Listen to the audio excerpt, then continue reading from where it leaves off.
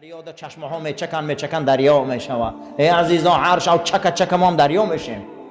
نکه مثلا ایمی چشمه من یک بار دو چک را آب چکونه مخی.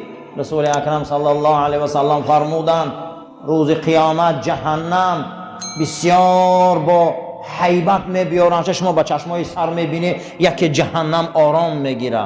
تن چی با؟ تن جبریل امین یک کوزه آب میبره بالای جهنم ده میزنه، جهنم آرام میگیره. تن او چی آبه؟ گو آب نفرای هست که برای خدا گریه کردیم. برای خدا گریه میکنی جهنم میترسن. ما کسل میشیم دویده پیش دکتر میبیاییم، اقلا 2 رکعت نماز نمیخونه که همون گریه که نمیگه کسل شدم، من کسل شدم، من بیمار شدم. حضرت ایوب خیز دستش برداشت اینی مسنی الضر، ای خدا دردم رسیده یوخی، دردم رسیده. زنان برآمدند رفتن، فرزندان مردن، قشاق شدم، 6 سال ایجام خستن نمیتونم، مسنی الضر، آخر بیمار شدم. و هو ارحم الراحمین، تو بخشنده مهربانی یاردمم کن. بعد از اون میگه ندا آمد که پاتا در زمین زد که چشم برآمد، میگه شوش که دوباره ایوب چی شد؟ جوان شد. بعد از اون نگاه کرد که از تگ تپه ها مال و ثروتش و فرزنداش بیدار شدن. در یک روایت امام بخاری حضرت میگه لب دریا دا بازی میکنه که آسمان ملخای طلایی باریدن که بعد از او میگه ایوب خوش بجا کرد. میگه بعد از او پروردگار پرسید ایوب تا چی منو بجا میکنی؟ گو حیا میکنم، ما بازی داشتم. گو دیدی که ای آسمان من طلا میبارم بالای سرت؟ ملخای طلایی میگه آمده هستن. گو جمع کن ای ثروتا. گو پروردگارا تینده گیرنده سازنده سوزنده تی. برای همین در همه حالت ها ایوب ای صبر به ایمان رسید.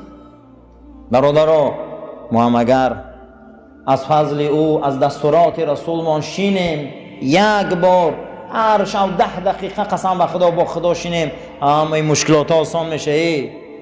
او پروردگار های شفا دهنده، او خدا های برکت دهنده. ما با خدا کم میشینیم، دریا چک میکنه، میگه ای دره میبیام یک بحر میشه میروه.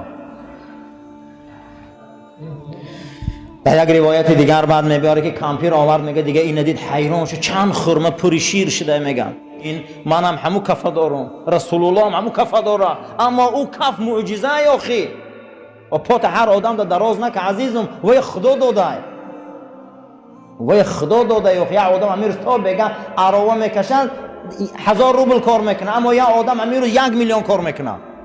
وی خدا میتی آخی.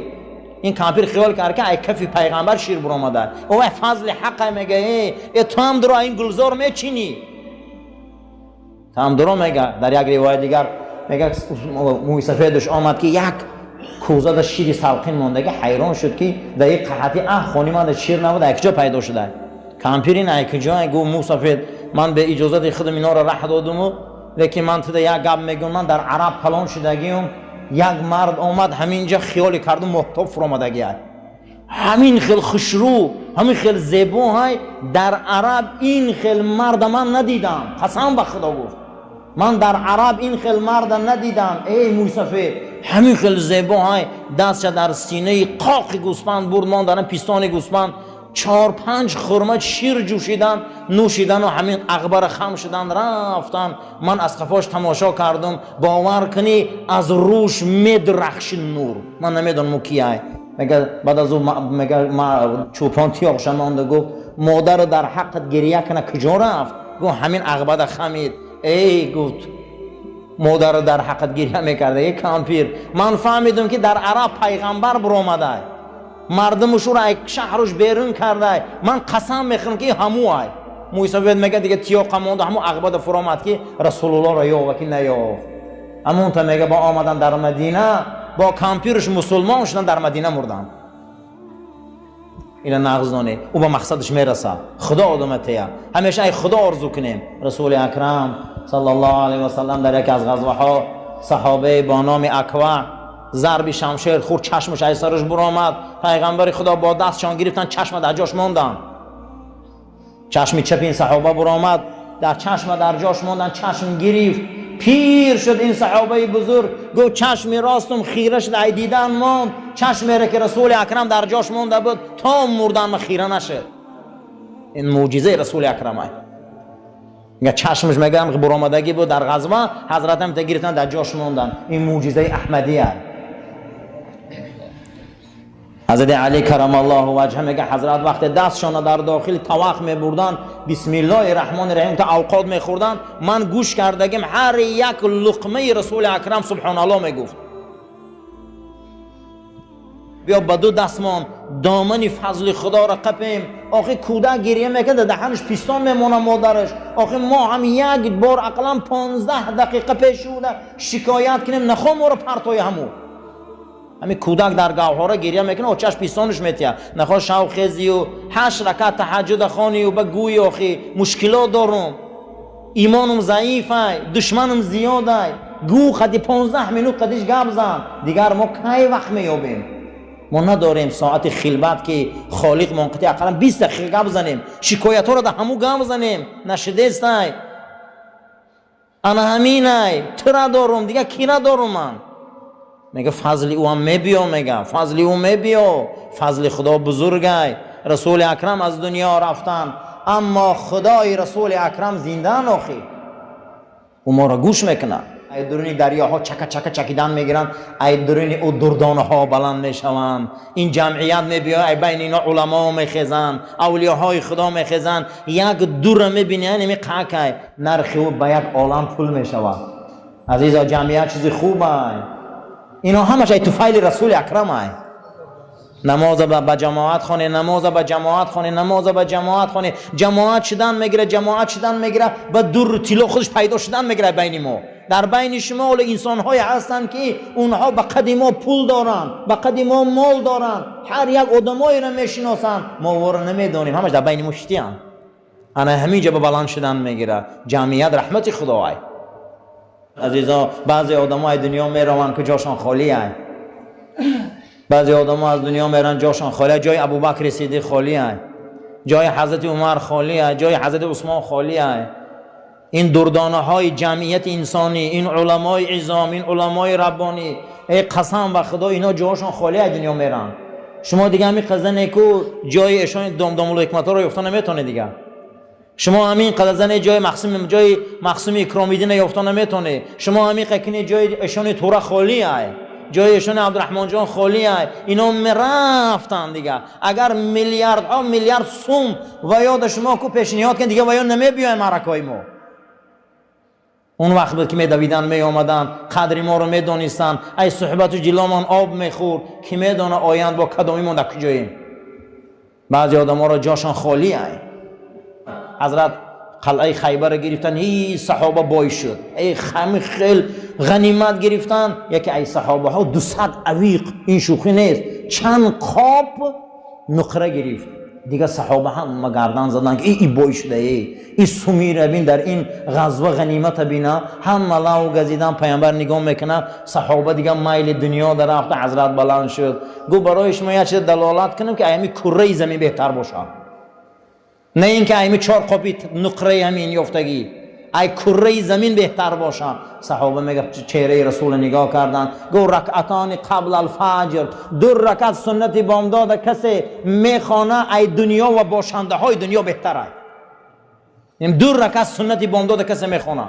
این امید زمین چند وزن داره، چند پول داره، چند طلا داره، ارزشش در پیش خدا در 2 رکعت بامداد نبوده. 2 رکعت سنتی که میخونیم. انمی جنگ خیبر ده بود. میگه حضرت قلعه را گرفتن. یک زنی بود نامش زینب بنت حارث آمد، بسیار زنی مکار بود، این یهودی بود. از صحابه پرسید که پیغمبر خدا کدام خوراک زیاد دوست می‌دارند؟ گفتند که رسول اکرم صلی الله علیه و سلم دستی پیش گوسفند دوست می‌دارند. گو یک میش یک گوسفند کشتم حضرت اوقات پزون. کدام اللحم عضوش رغبتی اوست، مرامی ما رواج دولتی اوست.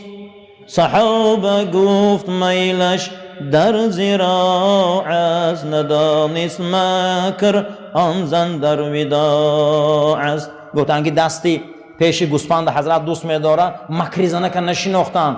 زنه که مکرش همین بود که حضرت الوداع گوه زهرته. که رفت آن دم ضعیفک کوت اندیش به زهر آلوده بنیان کرد آن میش جداگانه زراعش را بیالود طبق پر کرده شادان برد او زود یک دستی گوسپند در درون زهر قاتل کرده در داخل طبق مانده پیش رسول اکرم بود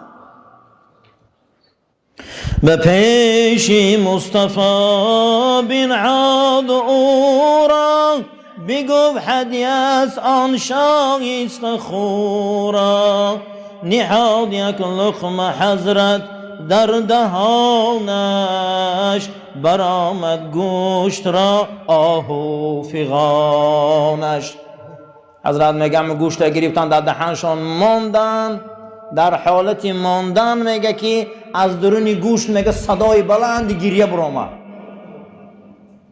در یک روایت دیگر حضرت در مسجد قبا بالا یک کلان خرما رو ستونش بود حضرت تکیه میزدن تا میشیشت موعظه میکرد روز برای جناب پیغمبر ستون وای ساختن منبر ساختن آوردن ماندن پیغمبر منبر برآمد همین مردم سر کرد که الحمدلله رب العالمین که یک آوازی کودک بلند شد در درون مسجد همه را نگاه کرد کودک نیست گفتن ای حضرت یک کس گریه داره این ستون حنانه برای من گریه داره همین ستون خرما برای من گریه داره استونی حنانه از هجری رسول و رومی میبیاره استوری حنانه از هجری رسول گریه میکرد همچه اربابی عقول رنگی به عقلا گریه میکرد میگه گفت مسندت من بدم تو کجا تافتی و من دم میشی چه کجا رفتی کامپیر نمیشناخت که این آخران پیغمبر مهمان شده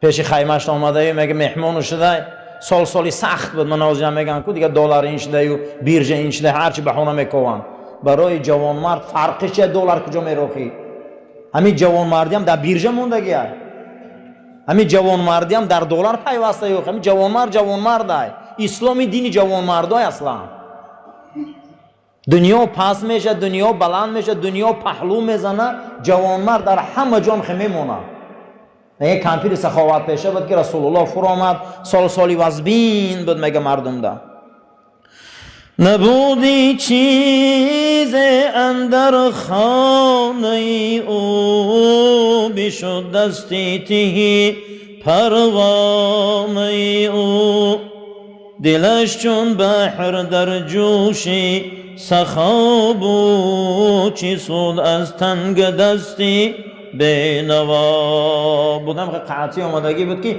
کامپیر دلش زور بود در دادن اما چیزی نبود میگه بعضی حالات آدمای زوره که نادار میشن دل گرده زور دارن سخته یوخی نیست چیزی میگه اما همون هم کامپیر میگه از سخا دست نمیکشی سالی وزبین بود صحابه خواست از وی شیر و خرما بگوزن به نوایی را سراپا ابوبکر صدیق آمد گفت خانتان گفت شما شیر یا که خانتان شما خرما داره شیر و خرما داره خانتان که کامپیر آمده گفت بسیار عذر سالی وزبین آمده هیچی هم نداریم لیکن ولی دارم یکی میشی خرابه زیجو خشک است و این پیستانی دابه یک گوسفندی چلاق دارم گفت چند سال قصیر موندگی گفت دیگه چه گفت شوهرم همشه کو چراندنی برده اما یک گوسفند داریم هیچی نداره خراب لاغره در هم درین قطعا آغل مونده استاده بگو حضرت بده عزنه بجوشم بیار آمن زی شیری او بینوشم جناب پیغمبر از ظرف بیاره گو من همی گوسپند می جوشم شیرشخه می نوشم این کامپیری سودا خندید گو آخی من یک سال دو سال برچه نداره کجا این مکارو میکنه و شیر نداره کامپیری سودا کی میدونه که قطعی آخرون پیغمبر سودا بگو خواهی تو گر این میشی بشیر تصدق با تو جان ها ای جهانگیر. همین گوسپند میکنه که خیر میلش گوی هیچ گم نیم پی صدقه بیاره. رسول الله کشید آن میش را پیش، گرفت از زرع خشکش در کفی خش.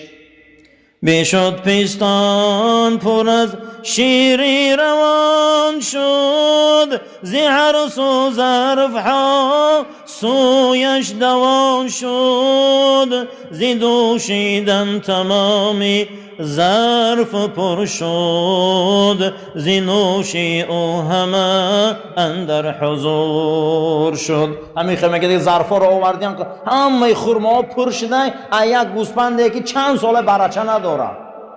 در یک روایت جابر ابن عبدالله می بیاره که پیغمبر خدا جابر گفت که گوشتا تیار شده پخته؟ گفت بله. گفت یک دست بیار. پیغمبر خدا دست دوست می داشتن، یک تا آورد. گفت جابر گفت گوشتا شد؟ گفت بله. گفت دویم دستش هم بیار. آوردن.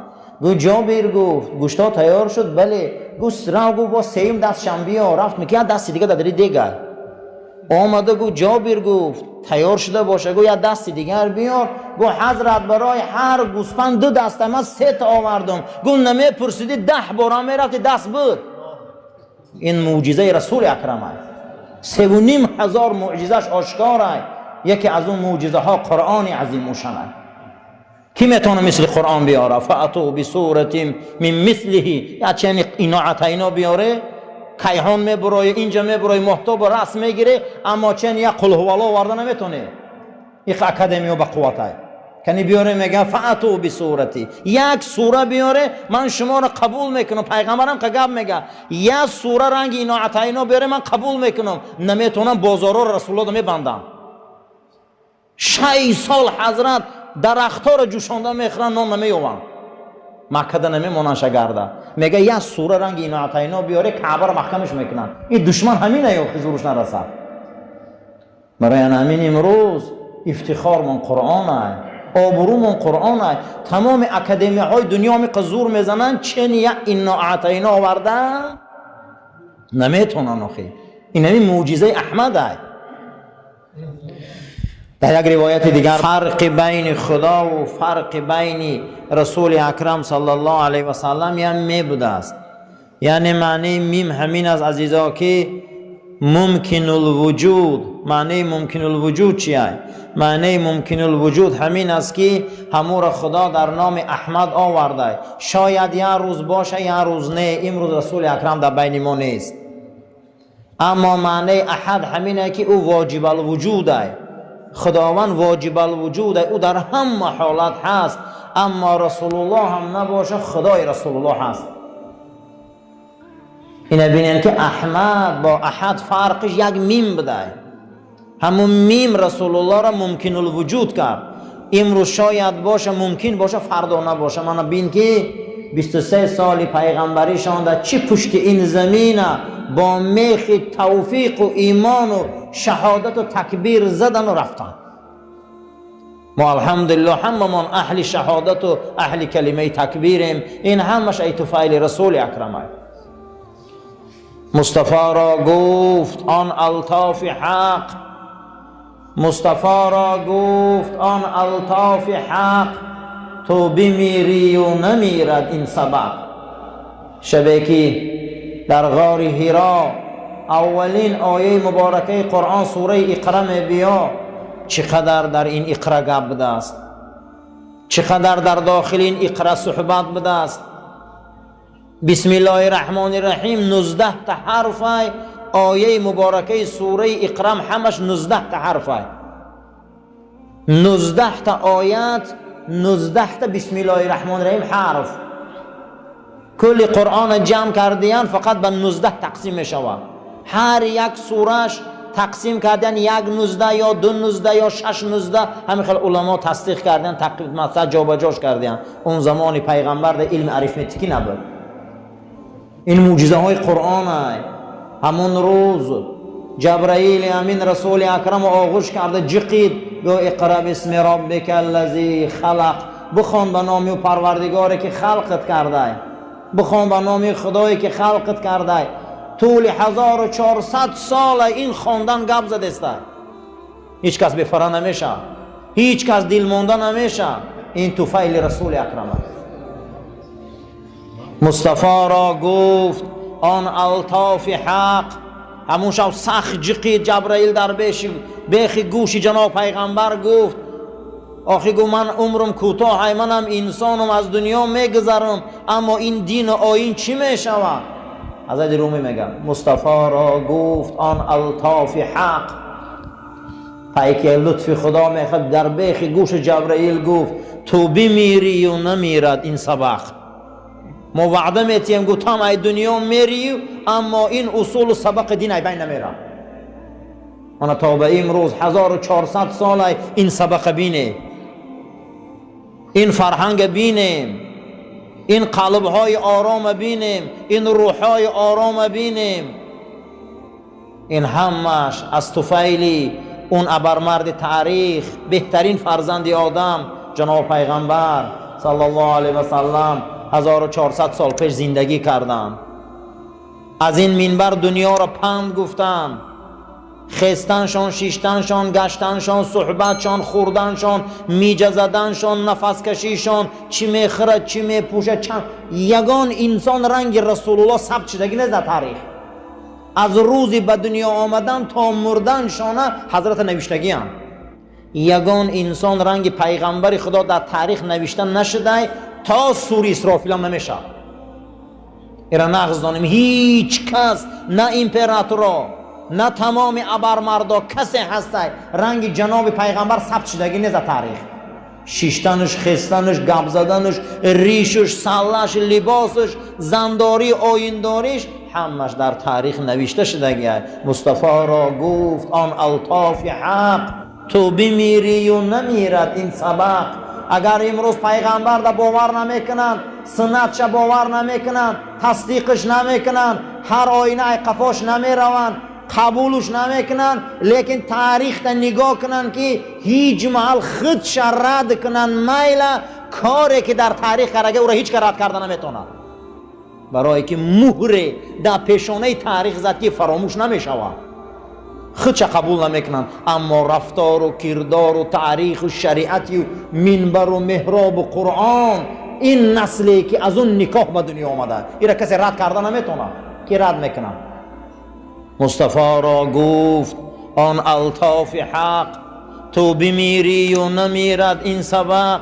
این تو میمری میری گفت، اما این سبق نمیمره، زیرا که این سبق نگهبانش خدا هست. این سبق نگهبانش کی بده است؟ الله خودش بده است.